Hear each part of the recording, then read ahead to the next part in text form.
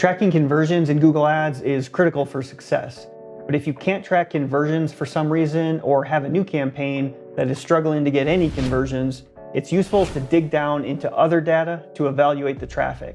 In this video, I'm going to reveal one metric I use in this case inside Google Analytics and show you 5 quick real examples of this metric in my client accounts. So the metric is average engagement time in Google Analytics, and Google obviously considers it to be a valuable metric since they have it front and center in the new Google Analytics dashboard. Their help doc says user engagement is the amount of time someone spends with your web page in focus or app screen in the foreground, which allows you to measure when users actively use your site or app. So I believe this is better than the duration metric in the old Google Analytics because someone could have minimized the browser and it would still count towards duration. User engagement, on the other hand, requires a user to have the browser actually in focus. Before I show you real engagement times in some Google Ads accounts, it's important to mention that you'd have to install Google Analytics on your site to get this data. It's a good practice to link Google Ads and Google Analytics as well, but that's not required to get this data, and I'm not going to cover that in this video. The first account is an e-commerce site selling a consumer vanity kitchen product that is getting over 15,000 clicks in 90 days, and in that time period had $23,000 in sales on $7,000 ad spend. So the campaign is having some success, and the average engagement time on this account for that time period was 1 minute 41 seconds. The next account is another e-commerce site selling a consumer product in the water purification industry and had over 5 million in sales in 9 days.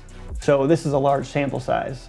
This account had an average engagement time of 1 minute 34 seconds, so not too different than the last one. The next account is a new e-commerce account that is actually struggling to get any sales with 0 conversions on the first 700 clicks. So I was interested to look at the average engagement time to see if it offered some explanation. It is showing an average engagement time of 26 seconds, which is way lower than the others that are getting sales. Even though it's a small sample size, this low engagement time shows me there may be an issue with the marketing on the website that's causing a disconnect. In the case of this product, it may actually just be that the price is too high. I also want to show you 2 accounts in the service industry that are generating leads and not sales.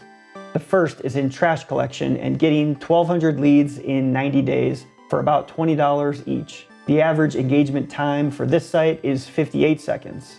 My thinking here is that e-commerce sites will have a higher engagement time on average since the time it takes to complete a checkout payment is going to be longer compared to lead generating sites where visitors just fill out a short form or call a phone number. One last example I want to show you is a B2B lead generating account in construction materials. This one produced over 500 leads in 90 days for about $56 each. The average engagement time on this site is 56 seconds. Again, very similar to the last example I just showed.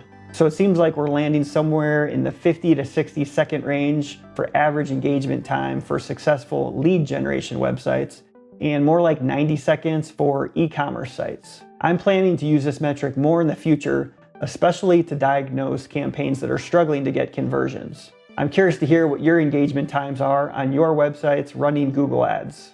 So take a minute to subscribe and leave a comment below sharing your website's industry and average engagement time in Google Analytics. I look forward to reading your comments and seeing you on the next video.